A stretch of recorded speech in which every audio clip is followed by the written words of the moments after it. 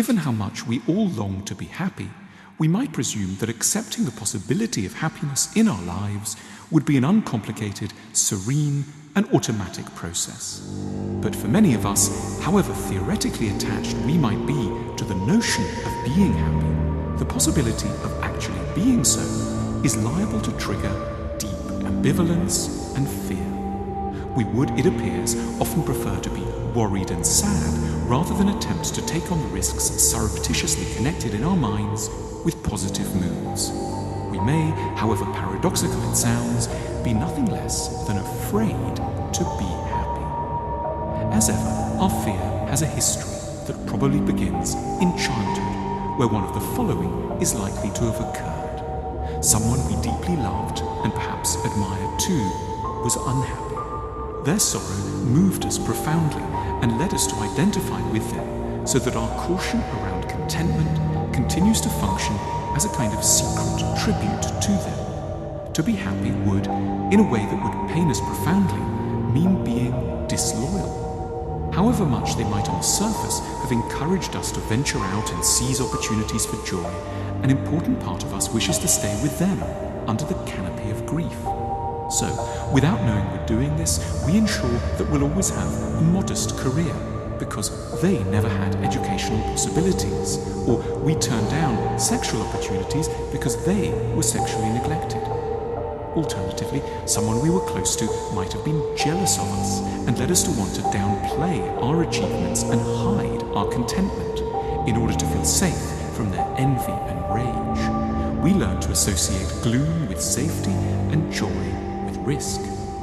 More generally, we may have lacked any plausible role models for happiness. We may have grown up in an environment where being anxious and panicky was just the default state, where it seemed natural to picture the plane crashing, the police showing up, the business collapsing, and the mole morphing into cancer.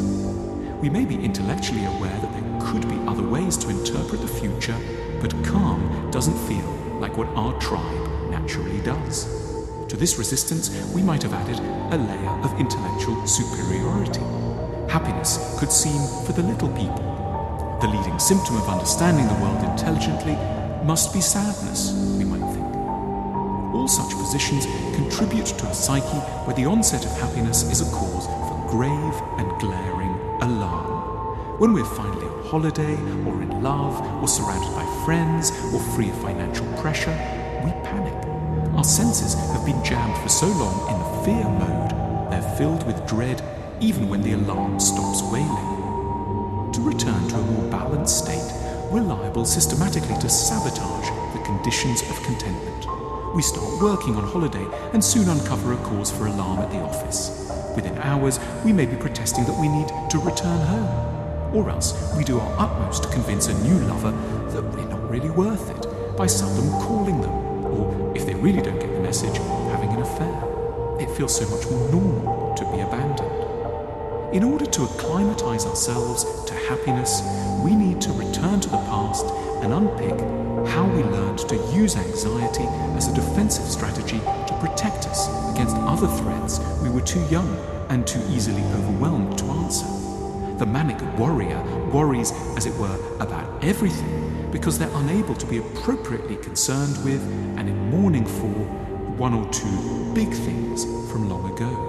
The anxiety that belonged to one particular distant time and place has been redistributed and subdivided across hundreds of ever-shifting topics in the present, from workplace to reputation, money to household tasks, because its true source and origins remain unknown to the sufferer. We're using the flotsam and jetsam of everyday worries as a proxy for an unmasterable trauma, shame, humiliation, a sense we don't matter to our caregivers, neglect or abuse. We should not sarcastically point out to worriers that they need something else to worry about. We should realize that something terrifying that they have buried deep in their unconscious is lending a continuous sense of dread to their fragile present.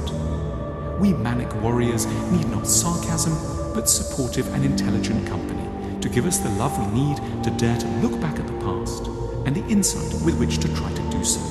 Our dread is a symptom of an ancient sorrow, a sign that we keep not finding anything in the outer world that answers to the horror of the inner one. Needless to say, it isn't the case that there is never anything to worry about in the present, just that there is a lot less than the manic warrior tends to believe. Furthermore, what there is to worry about can be coped with far more resilience than the manic warrior can imagine, for they are operating with what is essentially a child's sense of their own powers and capacities for survival. Manic warriors should gradually come to exchange their feelings of dread for the future for a patient understanding and mourning for an unfairly traumatic and as yet insufficiently explored past. There is nothing greedy or stupid about happiness. The ability to take appropriate satisfaction from the good times is a profound psychological achievement. It is a mark of deep seriousness to be able to giggle, have a pillow fight with a child, delight in a fig or an orange, sunbathe, sometimes knock off work early to have an ice cream, and appreciate a daffodil. Sorrow is obvious. There is always a richness of reasons to despair. Fear is safe as well. If we're waiting for the enemy with a sword in hand, we may gain a vital few seconds with a blow to come. But the truly courageous and heroically defiant move would be to dare to put down our weapon, lessen our preparations for catastrophe, resist the terrors ingrained in us over decades, and once in a while believe that, astonishingly, for a time, there might truly be